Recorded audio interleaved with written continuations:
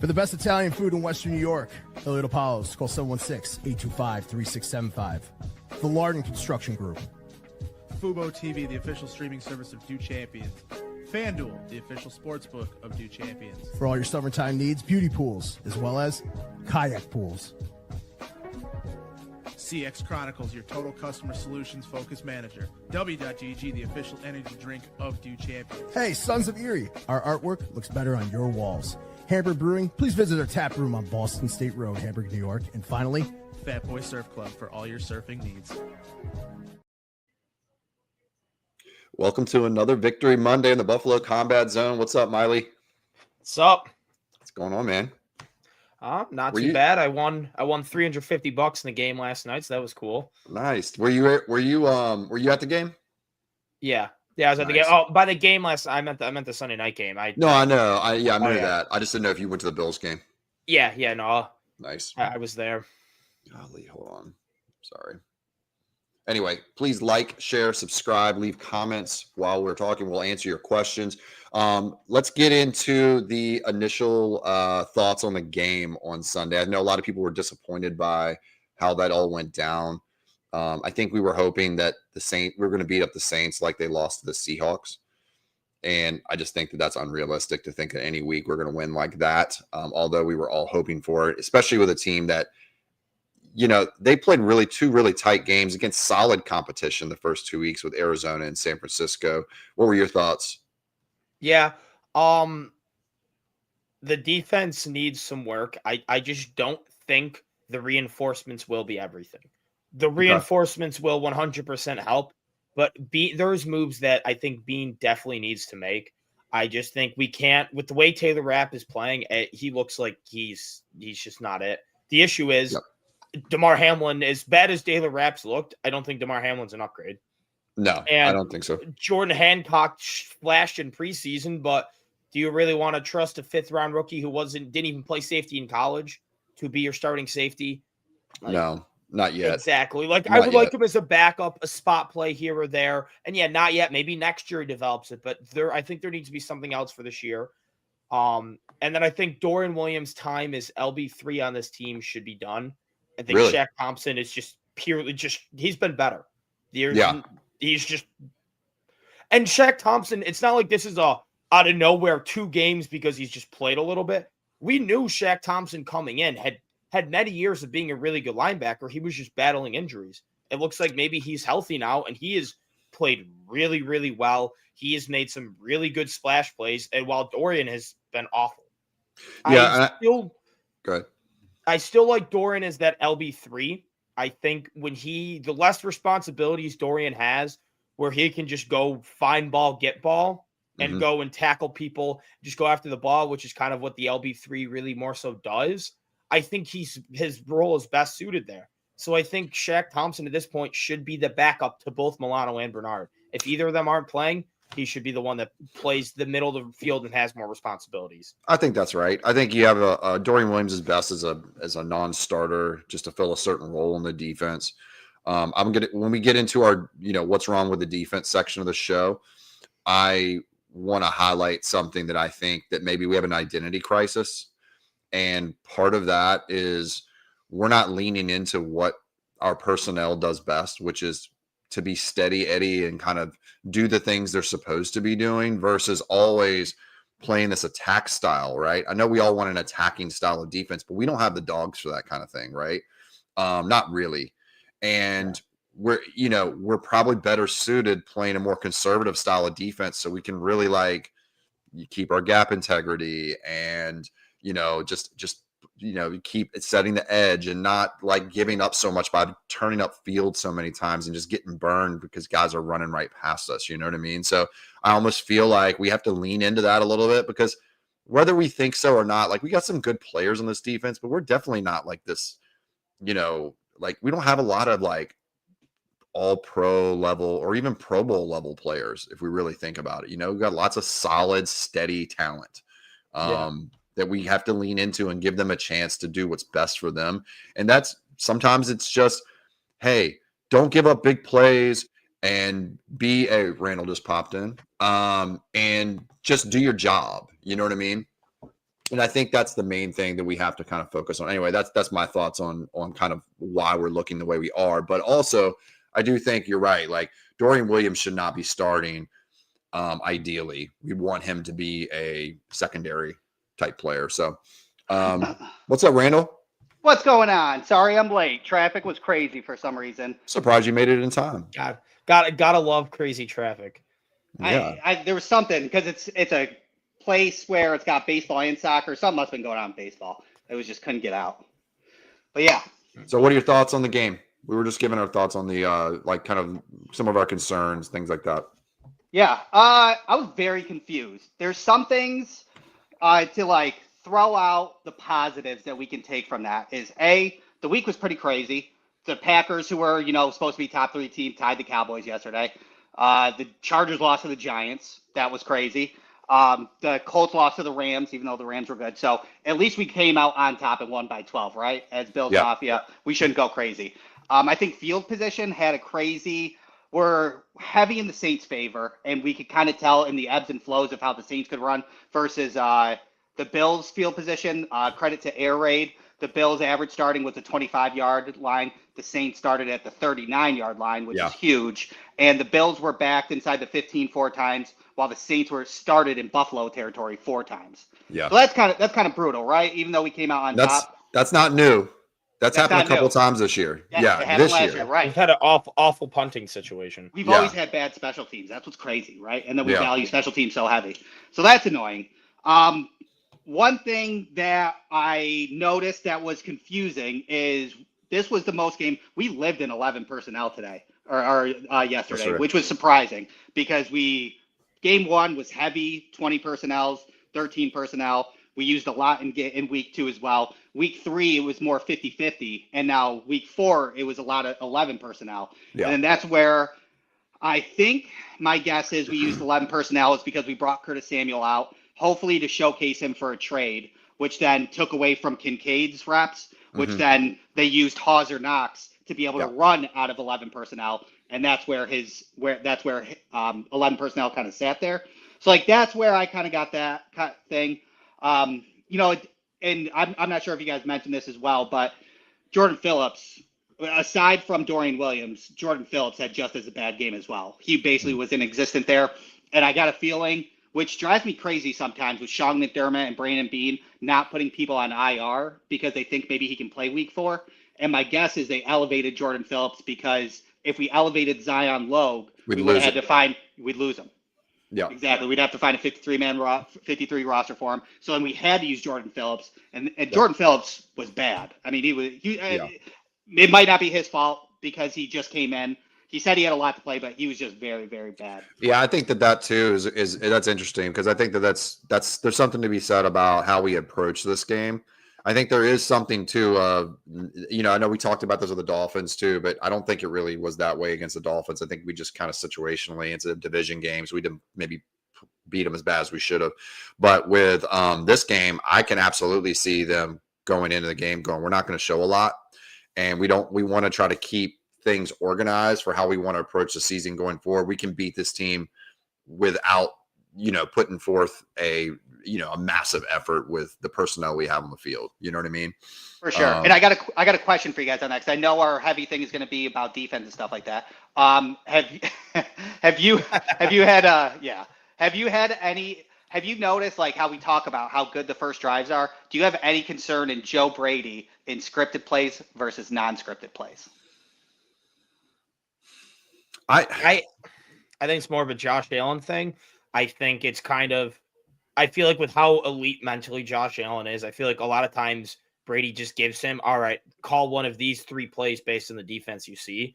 So I'm not too worried about it. I think Brady puts a lot in to be scripted for Josh Allen to kind of go do his own thing a lot of times. And then my issue with Brady is I think sometimes he probably does a lot of that. And then he's like, oh, I want to call something now, and gets his own way. But if he just lets the offense hum and flow the way it should, and he sets the formation, and then he kind of lets Allen pick the play almost based on how the defense lines up. It's like, all right, this formation, this, that, and the third play, and then Allen can audible, because we've seen Allen do a lot of alerts in the last couple of weeks, a lot of audibles, and then him kind of just change the play at the line. And I think Brady's giving him a lot of leeway to do that. And I think that's when our offense is at its best, is when Brady kind of sets the formation and gives a couple plays, and then Allen kind of ultimately picks it based on what he sees. Well, I don't know. I mean, maybe, Yeah. but I mean, he's still spamming run plays. I mean, like, I don't think Allen's really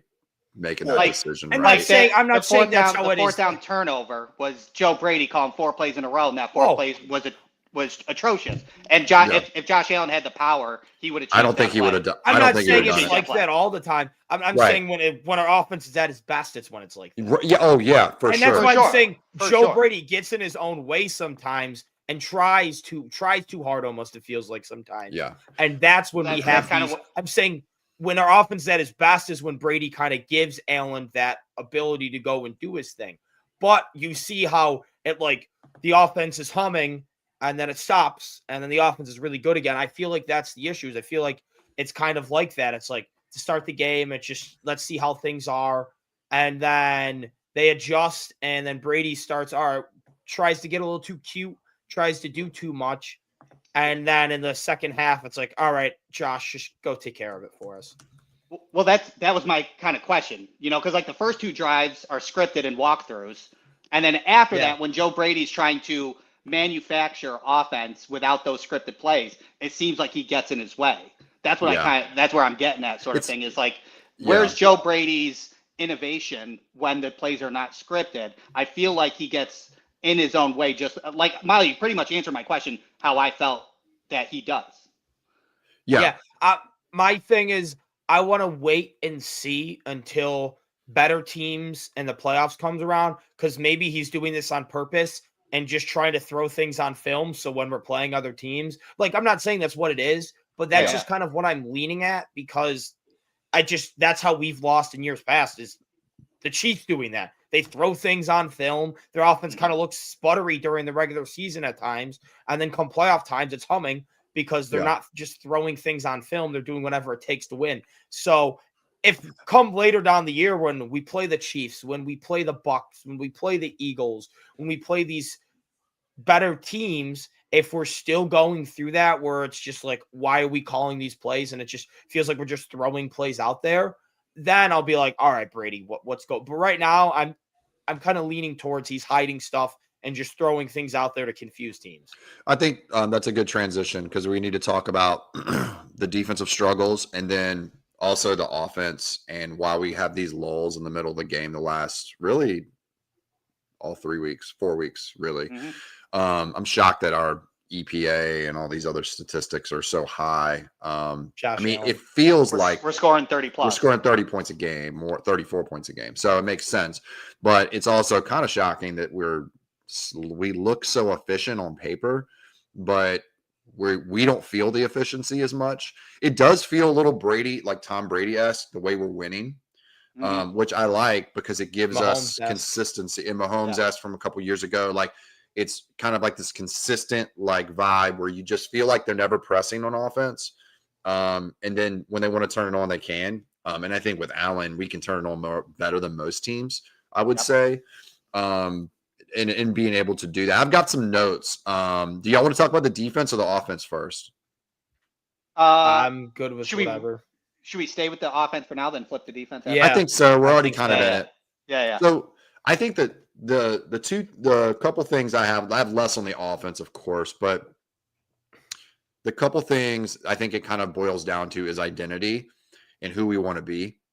So an offense, I think it's a much easier fix to do. What we need to do is just lean into our strengths more. Let's not throw the deep ball to Keon. He was, by the way, I saw yards per pass today. I mean, that route by Keon was amazing. He had a ton of separation. I didn't see that I didn't see that game time, just in the moment. It didn't feel great, but the release was awesome. And he had like 3 or 4 yards of separation at one point. Now he had to slow down a little bit. The guy catches up to him at the end, but it's more of Keon looking over his shoulder because he put a lot of air into the ball. Is really a good throw. It's just a bad decision. You know what I mean? But I don't think, like, I almost felt like we got baited into that.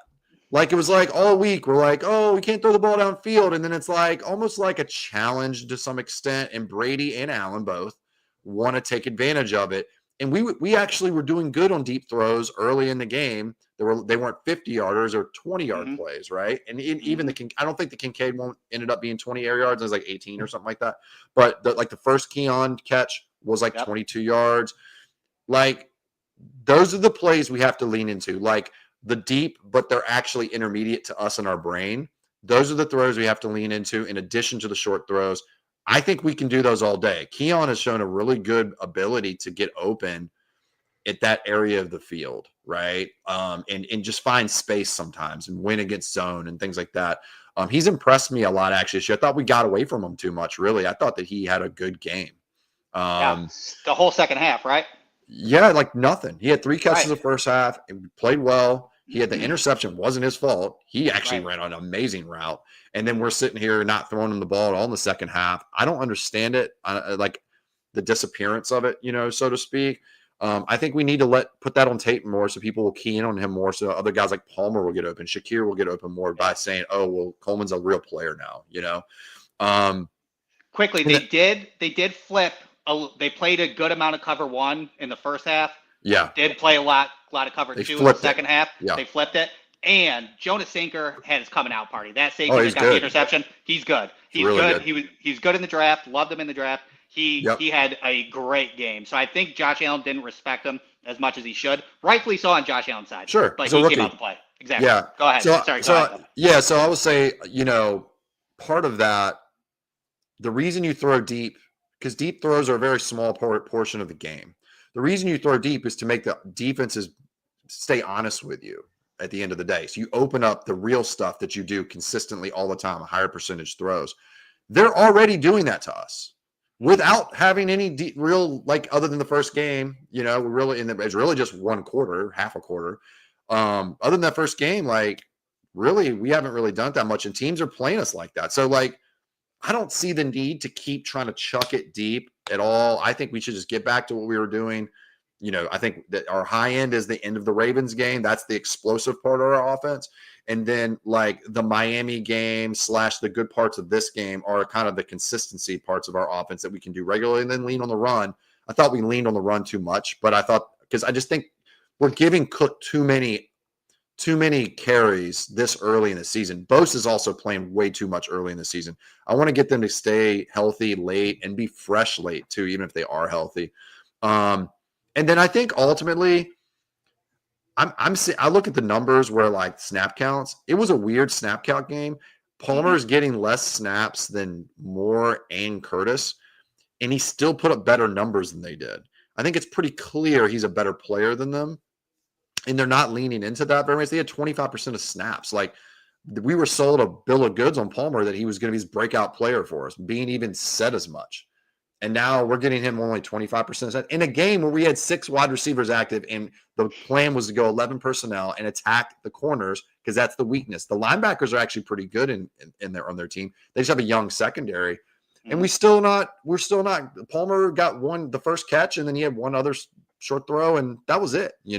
So I feel like we get too cute with our play calling. I think that's another thing. I think all these problems are very, like, easy to fix at the end of the day. We can get out of these lulls if they look at this tape. The good news of this game is we got a lot to look at on tape and go, oh, we can't do any of this shit anymore. We got to pivot to this, lean into these things, and then we'll get better. Same thing on defense when we get to that point. But I think most of the fixes are easy. I think it's leaning into the things you do well, like those deep comebacks and those in-breaking routes for Keon, the crossers for Palmer, using Kincaid over the middle of the field more and stop using him, like, always, like, on the boundary. Like, not always, but he's on the boundary a lot for my taste. I think he's fine out there, but he's not. I mean, he ran the wheel route. He ends up on the boundary. He didn't start over there. You know what I mean? So I just think those are things we could improve on, but I think they're all easy. Yep. That wheel route, I think, is currently the Bills' best play. What did we score? 3 touchdowns on it? Mm-hmm. Yeah. That they just had that connection this year. Last year they tried to run it, and it was like they just didn't seem to have the connection. Like in the Colts game when he missed them, I think there was another time where he missed them. This year they're actually connecting, and it's playing really well. My thought about the passing attack is, with the way this team is currently constructed and with Joe Brady's strengths and weaknesses as a play caller, we are never going to be a drop back passing team. So I don't want to see it be a drop back passing team. If we're going to do deep shots, it's got to be off play action. We don't need to be doing it on third and second and long. When I'm saying I want to see deep shots, I want to see like a 2nd and 2 PA post. And you take a shot. A 3rd and 2, but you're on midfield, so you're going to go for it anyways type thing. Or you get maybe like a 1st and 5 off of an offsides. Those are when you're ahead of the sticks. That's when you take those shots. Because if you miss it, not a big deal. You can then just go and get the first down of the next play with how good our offense is and how good Josh Allen is in short yardage situations. But on 2nd and 10, or not so much 3rd and 10, but 2nd and 10, I more so just want to see us get to 3rd and manageable. If the first down's there, you take it. And then on 3rd and 10, hit the intermediate. We don't need to see these drop back, just take the shot just to take the shot. Yeah, we don't have the receivers for that. We don't have the scheme for that. That's not how we should be running this offense. And I feel like because of what happened last week in the discourse this past year, after we scored those first 2 touchdowns, it was almost like Brady and Allen were trying to prove a point, like you said, and it backfired miserably. And it was just very frustrating to see. And then the Palmer thing, was Joe Brady just not on board with it? Because he is not using Palmer like at all the way he should be. The amount of times I'm seeing him run like just clear out routes where he's the boundary corner running a 15-yard skinny out, where unless you throw it to him right away, he's basically useless. And he's never the first read on those. It's literally just clear out routes. And it's like, he's probably the best separator on our team. Why is he running clear out routes? It doesn't make any sense at all. He should be running those crossers, posts, slants, stuff like that. And you see when he does run those, they work out well. They work. He just doesn't call them enough. And I don't understand why. And then I also just want to highlight Khalil Shakir's contact balance once again. He pulls out like 3 of those a year, and everyone's just like, "How does this happen?" Consistent stat? Somebody on Twitter said their corgi at home got really excited because she accepts Khalil Shakir as one of them. Right? Yeah, because they're so low to the ground. Yeah, and he's got little short arms and short legs. But he's got a long torso, so he's built like a corgi. Yeah, right. She said her corgi was going nuts because he's one of them. I'm like, that's hilarious. I just don't understand how he continues to do that. Like, he has probably the best contact balance I've ever seen. Dude, it's his legs and his. He has super short He's legs got low center of gravity. There's gravity. It's like Barry Sanders level, you know. Like a James corgi. Cook is basically Khalil Shakir is basically the running back version of Khalil Shakir, but more explosive. Yeah, who is? They're great. Cook Amazing contact balance. So Cook's got the same contact balance. I agree. Yeah, same contact balance. Very smart. They're able to find openings. Great vision. The difference is Cook has that explosive ability. Shakir really doesn't. I mean, we see him break plays off like that, but that's not his explosion ability. That's just. I think they're kind of. I think that actually Shakir is like 0 to 100s faster, but Cook has more like his build-up speed because he slides. Like Cook is just like a slasher. He'll slide around. All of a sudden, he'll take off. But like Khalil goes like 0 to his top speed in the first 3 steps he moves. Yeah, he's very quick. It feels like I'll give you that. It feels explosive. And they ran their 40 times are the same. So I mean, like right at the same number. So they're What's her 10 yard though? That's the question. I bet you Shakir's is faster. Okay, I'll look it up. Verify. I think it's 149. Okay. Just see if I'm right. I don't know. They're 10. Dude, right. See what is? I bet you it's 149. I'm looking up right now. First of all, I guess definitely T's and P's for Tyreek Hill. He just snapped his leg in half. No way. Ooh. Yeah, he did, unfortunately. So hopefully he's okay. Prayers Picture's gross. You do not want to see it. But I'll look at with getting to the offense. Do the Shakir thing. I want to know. You guys pretty much nailed the offense. But I'm going to take the side of 10 yard is 149. And that's the same as Khalil Shakir, James Cook. 1 second. 153. His 10 yard is 154. Oh, it's close. Yeah. Look, dude, Xavier Worthy's is also 149. The fastest player. There you go. Yeah. There you go. Yeah, told you he's explosive. Good call. He's only 4.43 guy, but that's fast enough. Hopefully we have Maxwell Harrison by that Xavier Worthy game. He looked pretty good against the Ravens. Yeah. But you guys pretty much nailed the offense, to be honest with you. So I'll kind of maybe unfortunately be a wet blanket or maybe a reasoning for the other side of what's going to happen. First, I do believe I'm starting to grow into Miley's thing that they are hiding plays, which I'm okay Sure. with. I'm starting to get there. I was not there 2 weeks ago. I'm there. Especially stop doing the Elijah Moore sweep every single game, right? Oh, It God, seems yeah. like It was so it seems bad last calculated. game. It seems calculated. Like It seems like they they're want us waiting to play look action at, it, to yeah. look at Yeah. tape later, right? To look at tape later. So that's where I kind of got that from.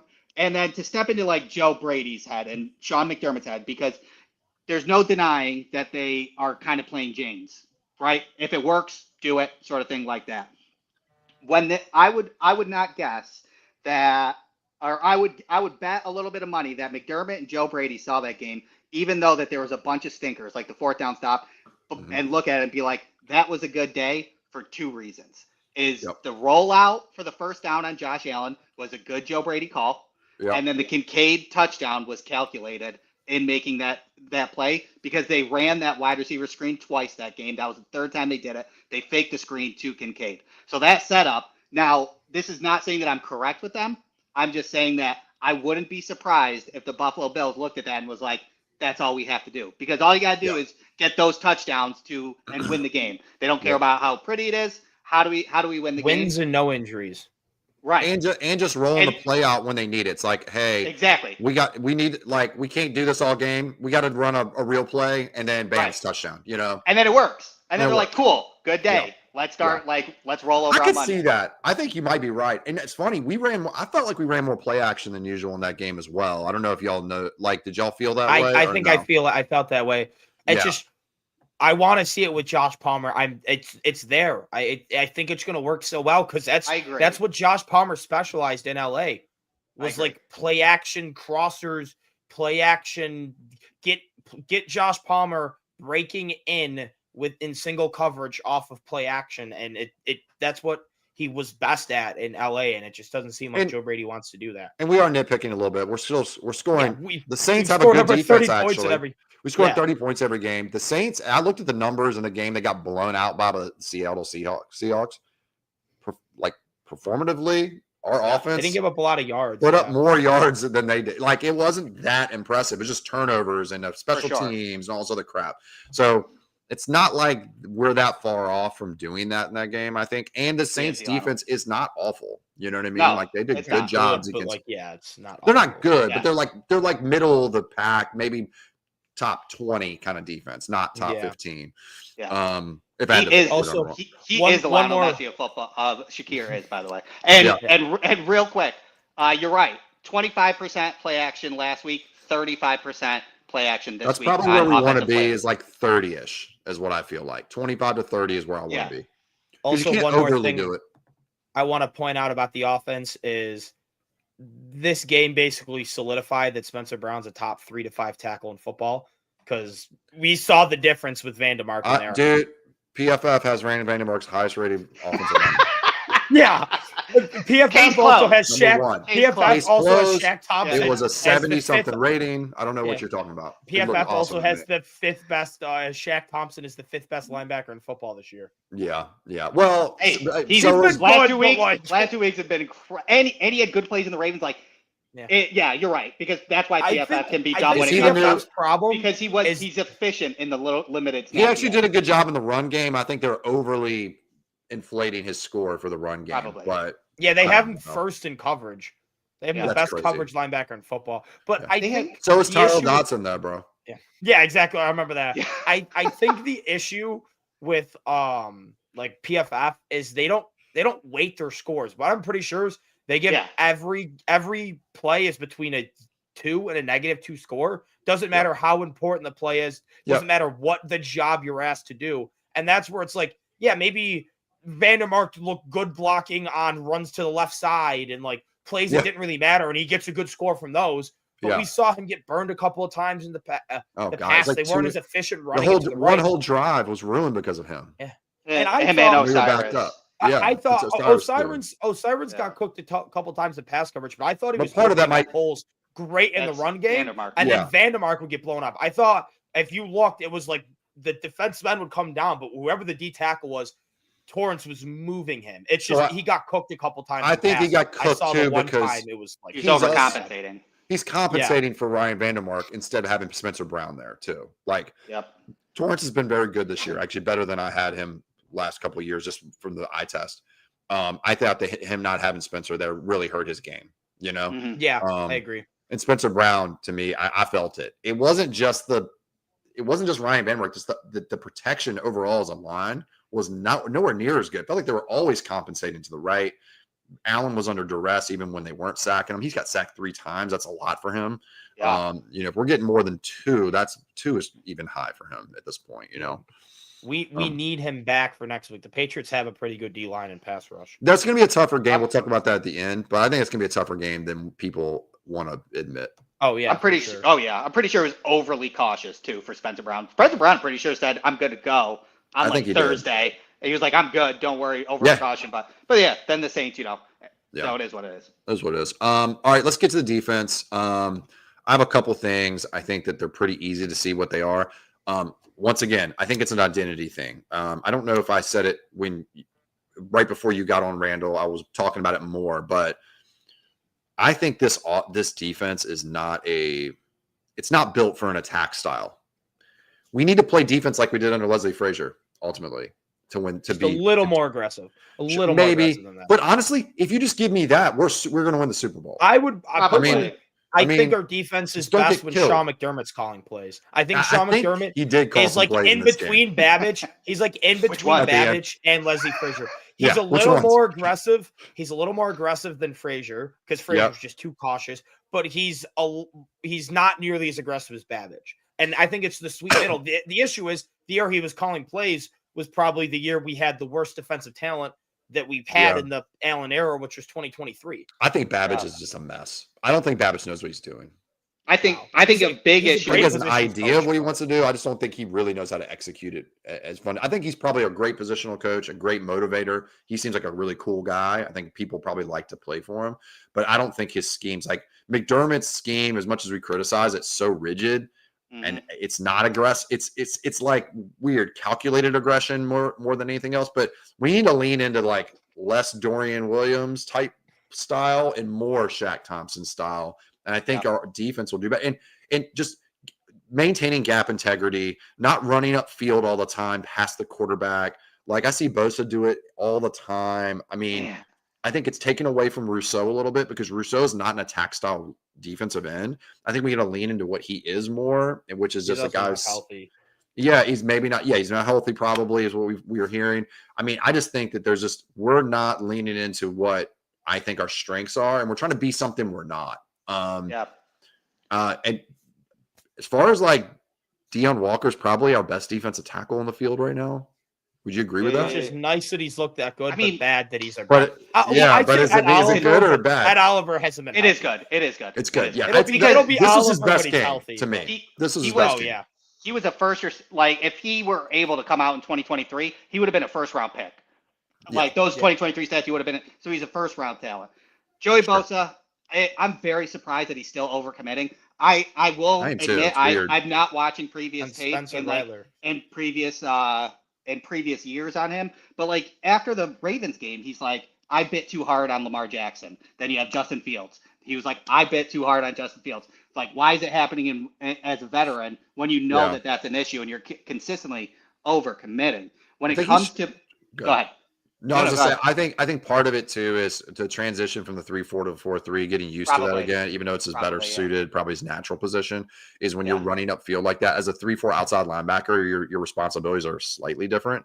I think part of it is like he's got his hand in the dirt. He wants to go. Like that's his idea. He's like, I'm going to get this guy. And I think they have to kind of scale that back. Most sacks don't happen just beating your guy clean. Most sacks happen just from like a unit getting pressure. For sure. Unless you're Myles Garrett, which is like, the Bruce Smith 2.0, like he's ridiculous. It doesn't make any sense. With Bobby Babbage is we're talking about like I kind of question if Bobby Babbage is actually firing up these guys and doing it because in 4 games we have 31 missed tackles. In the past 2 weeks we've had 24, 12 in each game. And not being able to tackle is really a coaching thing when it comes down to it and getting your team as a unit. And that's where I question Bobby Babbage the most is when our defenses couldn't tackle, it was the most frustrating thing for us. We figured it out and now we're almost reverting back. And I'm hoping when it comes down to it is that Ed Oliver can kind of congeal the defensive line with Michael Hoyt and Larry Ogunjobi, and then they can reestablish that. Mm-hmm. But not being able to tackle is just reverting back to our old bad defensive days, and that's where it's getting massively frustrating. I think if we fix tackling, the run defense helps, and then the coverage plays well. And you're right. We do need to kind of go into Leslie Frazier, but I think that's what Sean McDermott wants to do. All we talked about was rushing 4, getting pressure with 4, and that's what it is. Yeah. And that's why that's the number one frustrating reason why too. I get it. And I know we're going to hate it, is that we're not probably going to look for a defensive tackle in the trade deadline, because Sean McDermott is going to say, we don't know what this line is yet because they haven't played together. And that's typical Buffalo Bills, but they're going to have to figure it out among themselves, and we have to pray and hope. I think if it continues, I think if you really want a defensive tackle as Bills fans, we have 87 people watching right now live, which is pretty good for a game when we have 2 Monday night games on. If y'all can like and subscribe, we appreciate it. We appreciate you being here, by the way, in addition to the likes and subscribes. What I'll say is, like, if you really want to tackle at the deadline, you better hope the run defense looks like shit for the next 4 weeks. 100%. I mean, that was the only good thing that came out of the porous run defense again this week. I was like, that's going to force Bean's hand. Bean's trying to win a Super Bowl. He does not want to deal with this crap. And it could lead to good players being traded off our team potentially. Who knows? But at the same time, like, we may be filling needs that we really like, a Dexter Lawrence type of player. Like, that would be incredible. Like, a lot of us would do that, right? Jeffrey Simmons, honestly, or even more so Jeffrey Simmons. Cheaper. Yeah. Simmons is great, but he's a little bit cheaper than Dexter. Just give me 1 year of it. I don't need a career. Give me Dexter. Yeah, I'll take Dexter. Because the Titans are more. Titans are more. Ed Oliver would kill. Yeah, I mean, I would love Dexter. Titans are selling. The Titans are more of a dumpster fire, and Jeffrey Simmons is worse, and I'm pretty sure he's older. So who knows? That we might be able to get him for less than a first-round pick. I'll say this: Jackson Dart needs another weapon with Neighbors out. I think that. I know. Yeah, right? like we discussed earlier. I think let's not talk about that. Remember, we decided we weren't going to bring that up. No, we decided it wasn't going to be talked about. Yeah, Curtis Samuel. Curtis Samuel. Yeah. We'll go to Curtis Samuel, and that's it. So I think I think it can kind of be an easy fix with fundamentals, like you're saying. The next thing I was going to talk about is the missed tackles. I see a lot of times where the missed tackles are not even really like they're missed, but they're not even close. Like they're just shoestring and bad angles. They're in the wrong position. I think gap integrity will fix the problem there. At least to the point where if we are going to get a missed tackle, it'll be one where we slow the guy down enough for somebody else to clean it up. I'm okay with that, right? Because that happens all the time. So I think part of it is just getting that fixed. We talked about Bosa, Ogunjobi and Hoyt. I think it'll help, but it's not going to fix the problem. Ogunjobi is not like this run stuffing D tackle. People are expecting that. He's like a low 300-pound guy. He's not going to be this 2-gapper. He's not going to do anything crazy, right? But he's a good player. He's better than who'd you say that? He's probably better than TJ at this point. Like TJ's struggling a little bit, I think.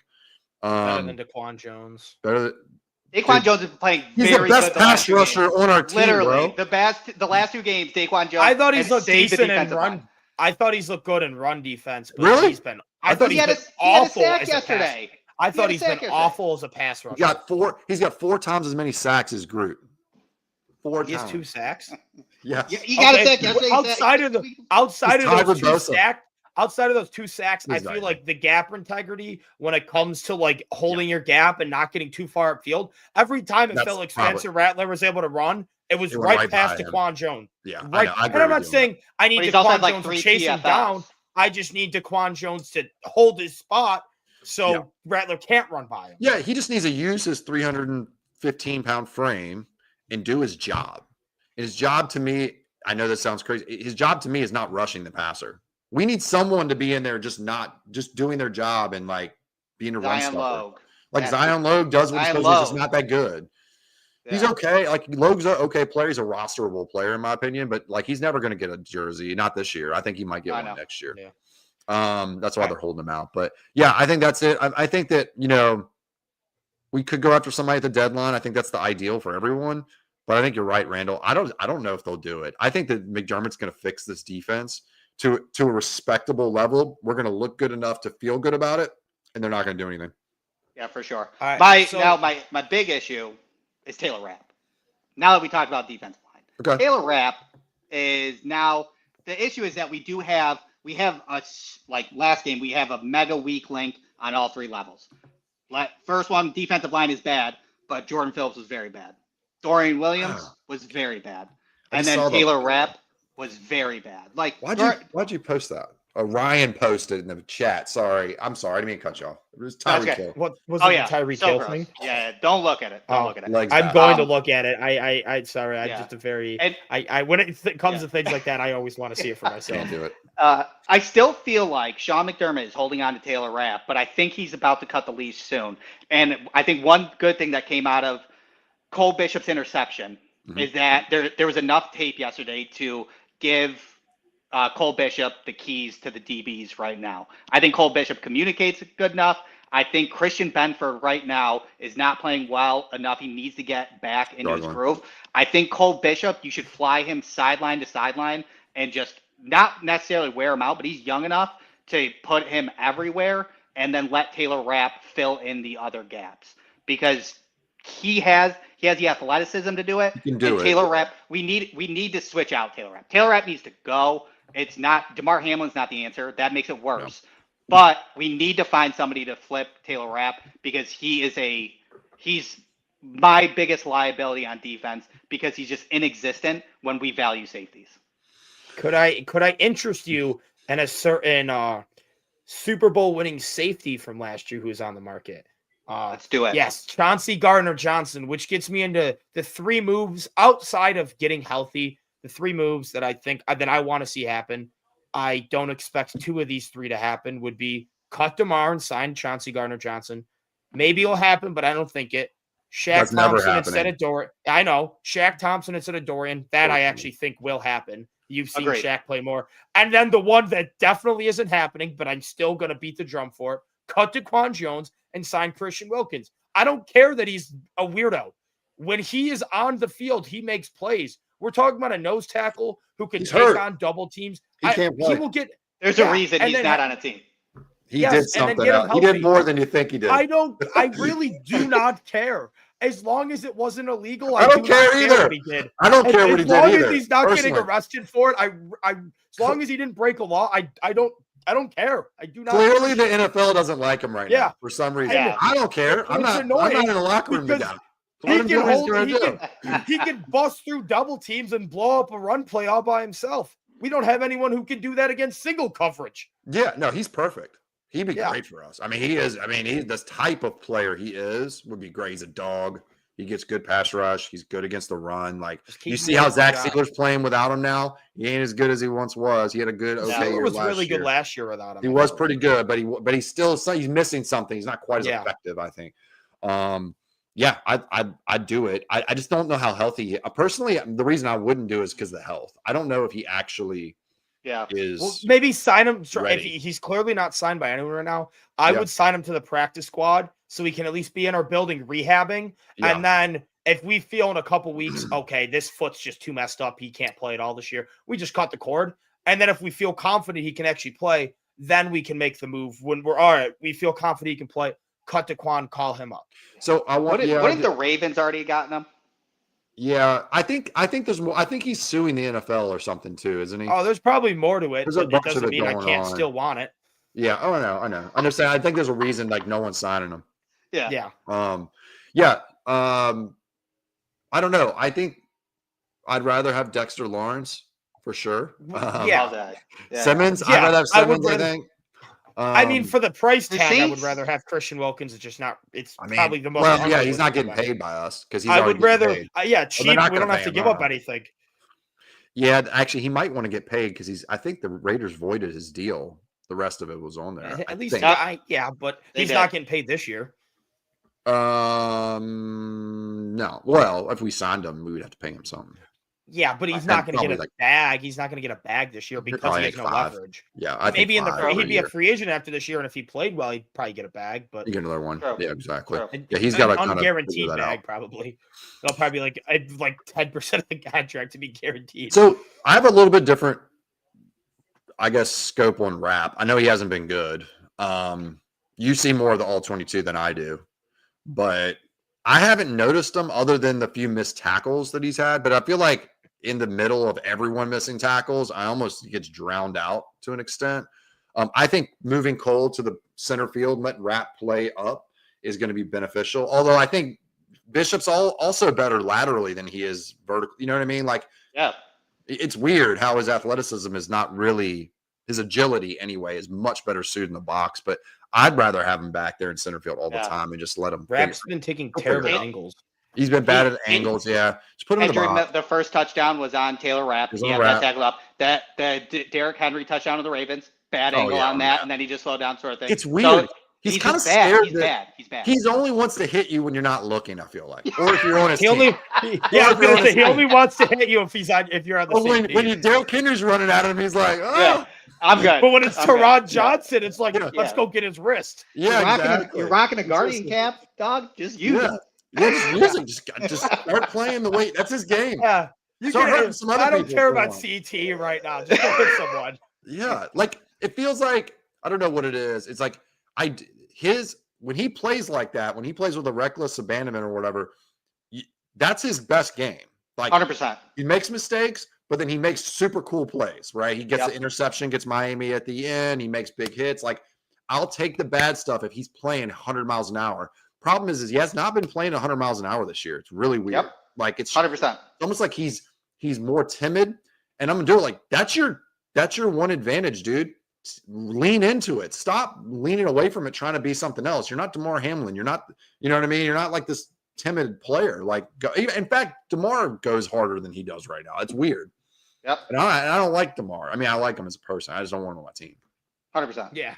Agreed. Cool. Maybe throw him in the practice squad. That's kind of why I want Hancock to get a chance. I know he's new to safety, but I liked what I saw. Because you could put Bishop in the back, and you could put Hancock as a strong safety. Box. That's what I think that would work.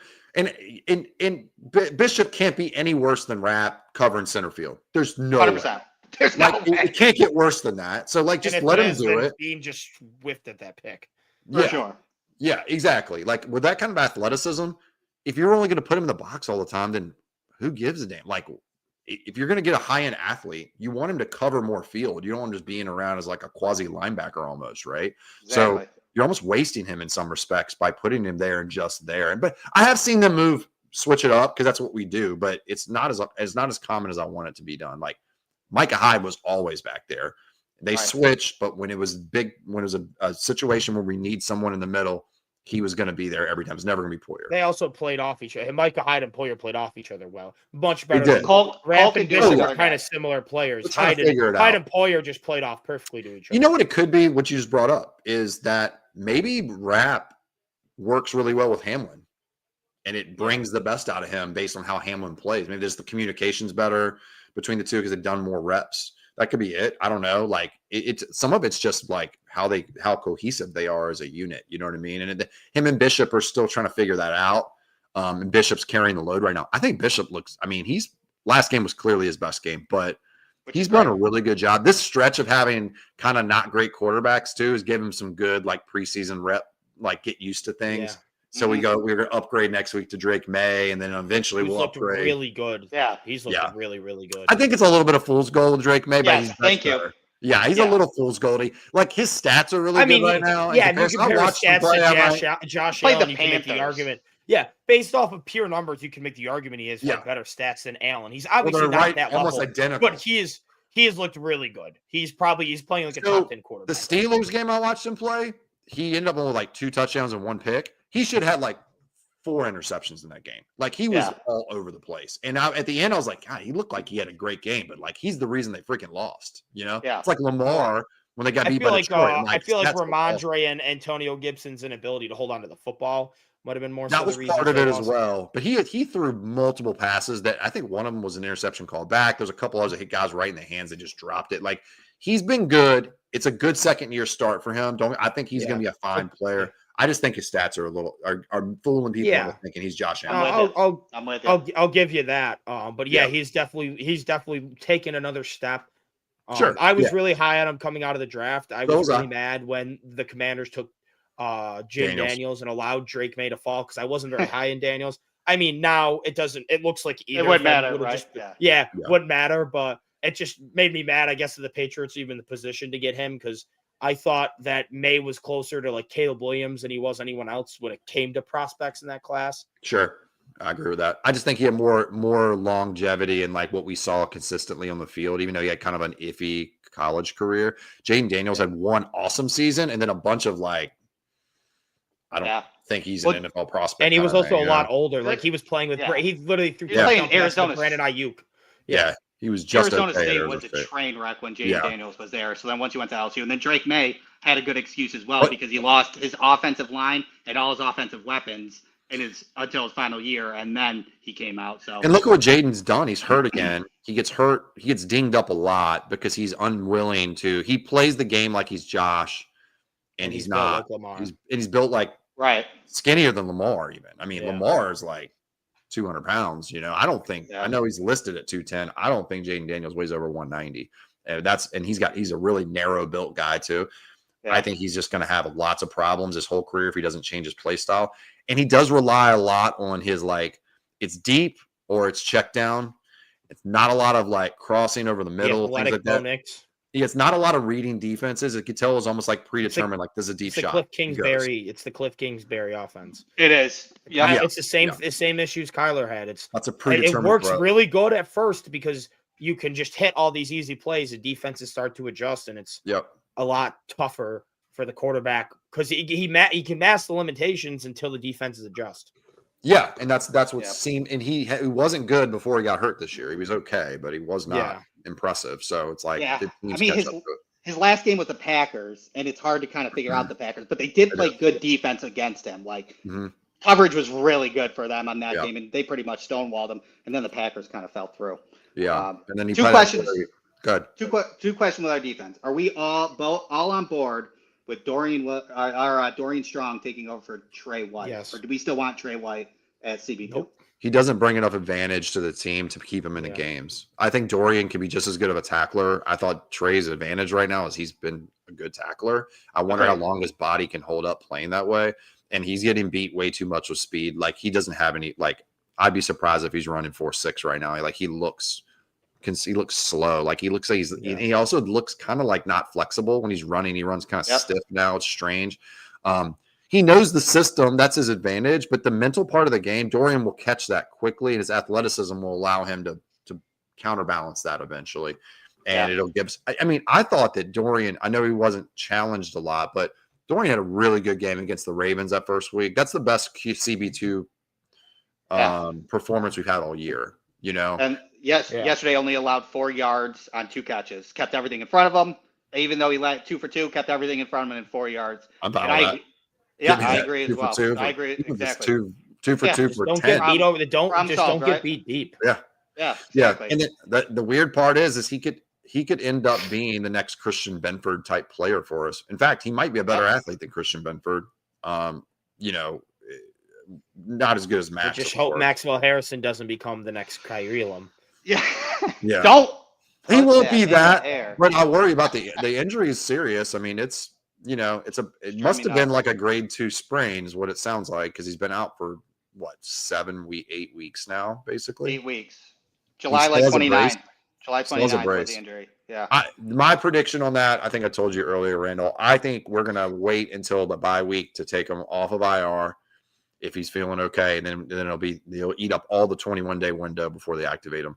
I think they're going to want to make sure he's going to play before they do it because I don't think they want to shut him down, but they're contemplating okay, when does this happen? And I kind of see week 12 or 13 is kind of being what my brain's telling me right now with this kind of injury. Yeah, I just hope he's not a liability in the mental aspect of it coming into there because then you're then if you revert back to Dorian Strong, I guess that's fine. But I just think Max Harrison just brings too much of a good skill set, and I really want him in the playoffs. I think he's pivotal in the playoffs for us to change that skill set, the DBs. Yeah, we have 112 people watching. Please like and subscribe. Thank you for watching. I said watching twice like a dummy. And then my verbal communication skills are poor today. My last question. Thanks for checking in. So I agree. I think that with Max, if we can get him back, I'd love to have it. The question is he ready to play in any capacity? He's taking middle reps now, but doing middle reps at corner is kind of you kind of know your job to an extent. it just takes repetition. I don't know if I don't know. I kind of almost trust Dorian to do it. He's got the athleticism to recover. So that's what I'm kind of hoping for. So even if you make a small mental mistake, you can recover on a go route and stuff like that with 4.29 speed. If his knee is able to give him 4.29 right now, that's the question. From what I think from banged up Bills and Thigh Doctor, once he's 100%, he's 100%. Speed, that speed does not affect. Yeah. Right. He would come back as a 4.29. Yeah. No matter I hope what. he doesn't have any like atrophy from not being able to lift and things like that. Yeah, that's true. That's nothing to worry about. I mean, that won't take long. That's like a month recovery kind of deal. You can get it all back pretty quick, especially at his age. But for sure. You and I wouldn't be able to do that. Maybe Miley can do it. Yeah, but I don't have speed to begin with. Yeah. Get those knees back. Last question. Would you rather have Milano or Oliver back for week 5? You can only pick one. Ooh. With how good Shaq Thompson's looked, Oliver. Yeah, Oliver probably than Shaq Oliver. Thompson. I think we can replace Shaq. Milano is more easily replaceable based on who's on the roster. Even though Dorian did have a really bad game this past game.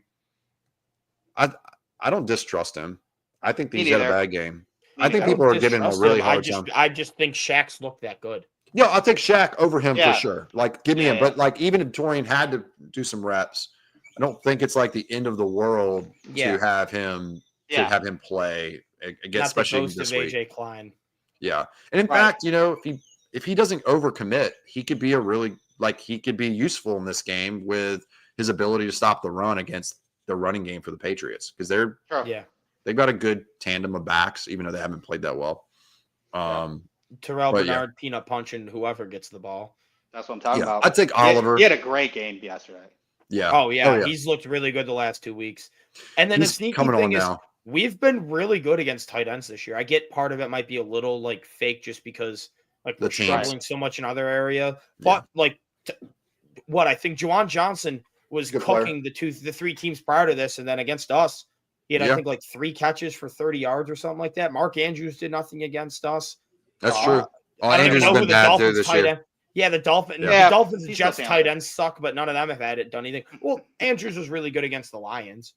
Yeah, he had a pretty good game against the Lions. Yeah, he did. But I don't it's think early we allowed 100. Have we allowed 100 yards total against tight ends this year? I would guess no. No. I would say no. It's probably we might not have even allowed like 60. It might not have been 50. The Jets have shows how good. I mean, we haven't played any good tight ends really. No. So take it with a grain of salt. But they've still done their job. They've looked good. And the pass defense is ranked highly right now, not in like advanced analytics or anything, but with the yardage totals. But I think a lot of that's just teams are using it. They're spamming the run at us because they know they can. And QBs can run on us. And then they're getting receptions when they need it on third down. And we're not going to know what our third down defense really is until like week 10. Because we're playing so many teams that just have inadequate quarterback play. It's not going to show up in the stat sheet till then where we're like, okay, I think we're okay. I agree. Right now we had a good week this week, but it was against the worst 2 weeks ago. Yeah. And 2 weeks ago was awesome. We're playing Justin Fields, and you see him tonight. He can't throw the ball. I haven't been watching it since we've been on, but hopefully he's throwing it to Garrett Wilson. That's all I care about. It's 24-10 right now. Oh wow! We'll see. Hopefully, more points than expected. Touchdown. Yeah, it Wait, is. who has 24? The Jets or the Dolphins? Dolphins. Okay. It was 17-10 a second ago. Dude, this is what Miami does. They're the best. They're back to their old self. They're really great at beating trash teams every year, and that's just who they are. Tua is the best quarterback against trash teams in the league. And then when they play good teams, he looks like it against Colts and against us. I mean, he's not good in those situations. So this is just who he is. I knew they were going to win tonight because I was like, there's no way that the Jets can't move the ball. No. And Braylon Allen got hurt, like the third play of the game or whatever on a kickoff return, It was an H-and. Darren Waller has 2 touchdowns. Yeah. What? Yeah. He's on my bench everywhere. So listen, the first touchdown he got, did you see the play before that, Miley? No, I was showering and stuff when the game started. This is the problem with Tua. He takes the snap. Waller does a slant. He's wide open, and he throws it. Ball gets knocked down. I'm like, he was clearly trying to go to Waller. No, he was he was trying to throw to Waddle on a 2-yard out pattern. He didn't even look at Waller standing right in front of him for the slant. Like he throws, it gets knocked down. He wasn't trying to go to Waller. He's trying to go to Waddle over there because when he did the replay, and I'm going, oh my God. Then they said it's 4th down. We're going to do the same play. And you could tell they were like, dude, hit Waller. He's wide open. And they threw that what was it, the 50-50 ball at the back of the end zone because he was covered that time. And he caught it. Dude, I forgot how And he big caught a contested catch? Oh, it was a contested on 2 guys. Right, and got 2 feet down. He came down, and I mean, he looks like he hasn't missed any games. It looks like he's been here all the time. All right. Well, I'm starting him. Like 2018 all over again. I mean, I forget he's so tall and long. Oh, like, yeah. He's freaky. Like he's 6. He's gotta so be good with the 6'7". Raiders. Yeah, it's crazy. But all right, guys. We got anything else? Of course, the Broncos have 2 rushing touchdowns, and neither of them are by J.K. Dobbins. RJ Harvey? Happen. Bo No. Nix sucks. Bo Nix had one in Marvin Mims. Yeah, Bo Nix. Get me out of here. Like the 2 least likely people. Bo Nix. I hope that, Marvin Mims is a gadget guy. Dude, I went to my buddy's house to watch the Ravens-Chiefs game. He's a Ravens fan. The one who I took to the Bills game when we beat them. Yeah. And I'm feeling bad for those guys, dude. Like Matabikwe is maybe out for his career. He just got paid. Yeah, I feel bad for the players. I have no bad feelings at all for Ravens fans. Yeah. For sure. On Twitter. Yeah. I feel happy for that. Yeah. And then you have Roquan. Their pain is my joy. Humphrey's out too now. Roquan and Humphrey are out for weeks. Dude, I thought that they were going to recover and win that division pretty easily still. I'm not so sure anymore. If Steelers can just stay head above water, they might win the division by default. And then the AFC, there's a lot of unexpected teams playing well. The Jags and the Colts, that probably gets a wild card. The Chargers and the Chiefs, that's probably a wild card team. And then if the Patriots if they continue to look good, there's a world where if Lamar misses time and the Ravens defense is that bad, they could miss the playoffs. They could be like the Bengals. They definitely could. They could. And at this would be point, awesome. I'm starting to believe that. If they miss the playoffs, that would be so huge for the Bills. They're the only. I mean, I know people, the Chiefs or whatever, right? But until we beat the Chiefs, though, the Chiefs. That's the way it feels. But I do legitimately think we're better than the Chiefs now. I think there's definitely I've seen them fade, and now they're really excited about this win yesterday. But I hate to tell you, that's not the same team that Buffalo played in Week 1. No. Travis Jones didn't play. Matabikwe is out. Right. Roquan missed half the game. Ryan Stanley was out. Right. Wiggins went down in the 3rd quarter. Like, dude, this is not the same team. Lamar got injured in the 3rd quarter. Lamar was out. Well, you would think he really got injured. Well, no. Yes. But Mr. Stat Pad wasn't liking the way his stats were going. So he shut it down. No way. It was not his decision. It was Harbaugh that did it. Harbaugh was like, funny. nah. Nick Wright had that. He's done this before. Nick Wright had this one tweet. He's like, damn, you never see those turnovers against Lamar Jackson except for the 2023 AFC Championship game and the 2024 divisional round. It's like, exactly. And whenever he faces big teams. Yeah. But at big moments, it's when I think that they're just not built for elevating their self for the opponent. When they play somebody who can compete with them in any way, they choke and they fall apart. Derrick Henry also kind of that's coaching though, and coaching and quarterback. These 2 GMs are very far apart because everybody knows how I feel about Greer. He's one of the worst GMs. But DaCosta did something similar that Greer did: is stack the starting roster and kind of forget about depth. Yeah. And what were they big in? They had terrible offensive line depth. Their offensive line is awful right now. Without Ronnie, they're done. Yeah. One player, right? One player. All the teams signed D-Hop. And then not enough defensive tackle depth. Look what happens there when that. Look at linebacker. And then look at linebacker. Who's playing at the Roquan? It's a better version of what Greer did with the Dolphins because he did so bad with the Dolphins. Yeah. And with a better quarterback, exactly. So and running back. He did not analyze depth, and now it's very much biting him in the ass. Dude, Henry chance been better. Even when that game was 1 score, they were awful in short yardage situations yesterday. Like Henry was like 4 carries for 38 yards for the whole game. Like, that's a good per carry. That's a great per carry. They just didn't give him the ball. Yeah, I don't know. Like, I think Derrick Henry's finally hit a wall. It's weird. Early in the games, he still looks like himself. And then he starts to he starts to wear down. And usually it happens like the end of the season, but he's doing it every game. He comes out hot, and then it's like he's not as explosive anymore by the end. He's 31-year-old guy. He's 250. He might be 270. He's a monster. So, I mean, I know he's listed at 240. And his snaps from high school and college and the NFL. He's played like the most snaps out of that. Like, history. Yeah, I mean, right. Exactly. Yeah, he was probably playing quarterback and, for in high school too, Right. In just an option offense or whatever. But yeah, I think they could be toast. I don't know. I'm kind of hoping it happens because I think we do match up with them worse than other teams in the AFC. I think we match up well with the Chiefs because we're built to play the Chiefs. And I think we're not really built to beat the Ravens without heroic efforts from Josh or us playing a perfect, safe game and then making a bunch of mistakes like they did in the divisional round, which I don't want to bank on every time we play them. I mean, how many times we can do that and win the game and then walk away going, we feel like we should have lost, but we won, So, all right, guys, you got anything else? I'm good. Good chat. Bills. Awesome. All right. Please like, share, subscribe. We will be back. We're not on. I think you said we were on Monday Night Football a couple weeks ago. We're on Sunday Night Football. No, the next Sunday week night. we're Monday Night Football. Okay, so the Patriots are Sunday Night Football. Night. Yeah, Okay. And then the week 6, the Falcons are Monday night.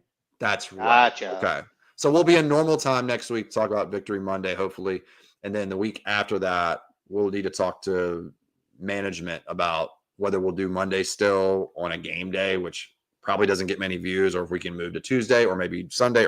We'll do something. We'll figure it out, but we'll let you know before that happens. Post game? Post game? Yeah, I'll do a post game. I'll do a I post will game. be sleeping. I I have to wake up at Dude. I have to wake up at 5:30 in the morning the next You're day. 22 years old. Thank Yeah, you. and I still can't function less than 8 hours. Randall and I are 35 plusers. Okay, I'm still exactly. a huge and we have to sleep guy. work. Yeah, I'm I a big get sleep it. guy. I'm Oh, not. Right, Miley. I'm Maybe going Randall. to bed as soon as that game is put away. I'm going to sleep. Yeah, All right, yeah. well, All right. We'll get a little prop where you are, and we'll just do it. We'll I'm cutting pretend this what you're feed, saying. man. Yeah. This feed's We'll over. weekend at Birdies you. We'll weekend at Birdies you. I don't want to see you waiting till the ad is over so we can chit chat off air afterwards, Miley, because I'm kind of disappointed in you. I'm not gonna lie. There you go. All right, guys. Thanks. All right. Thank you. Go Bills. Go Bills.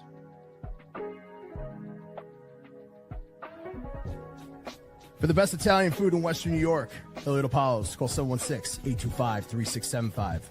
The Lardon Construction Group. Fubo TV, the official streaming service of Do Champions. FanDuel, the official sportsbook of Do Champions. For all your summertime needs, beauty pools, as well as kayak pools. CX Chronicles, your total customer solutions focused manager. W.GG, the official energy drink of Do Champions. Hey, Sons of Erie, our artwork looks better on your walls. Hamburg Brewing, please visit our tap room on Boston State Road, Hamburg, New York. And finally, Fat Boy Surf Club for all your surfing needs.